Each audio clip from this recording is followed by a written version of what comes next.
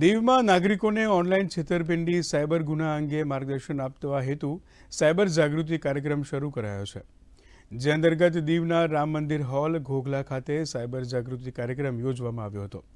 આ કાર્યક્રમમાં લોકોને સાયબર ક્રાઇમના નવીનતમ વલણો, છેતરપિંડી કરનારાઓ દ્વારા ઉપયોગમાં લેવાતી પદ્ધતિઓ અને ડિજિટલ વિશ્વમાં સલામત રહેવા માટે સાવચેતીના પગલાં વિશે માર્ગદર્શન આપવામાં આવ્યું હતું।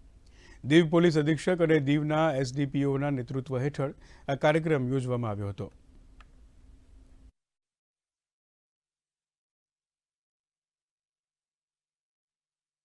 बहनों जे मोबाइल द्वारा मतलब कि साइबर क्राइम में जे फसाई जता होय छे, ऑनलाइन शॉपिंग करी लेता होय छे अने पैसा पण गूगल पे में जता रहता होय छे अने गलत एप डाउनलॉड कर लेता होय छे अने एप मांथी पण पैसा घणी वार कपाई जता होय छे। तो आथी केम बचવું અને સાયબર ક્રાઇમનો ગુનો થતા કેમ અટકાવવું અને જો કદાચ ફસાઈ બી ગયેલા હોય બહેનો તો એમાં કઈ રીતે એમાંથી આપણે બહાર નીકળવું, ખૂબ વિસ્તૃતમાં ચર્ચા થઈ। મહિલાઓને મોબાઈલથી થતા જે દૂષણો છે, મોબાઈલથી થતા જે ફ્રોડ્સ છે અને મોબાઈલથી સોશિયલ મીડિયા દ્વારા જે શું કહેવાય એને માનહાનિ વગેરેના જે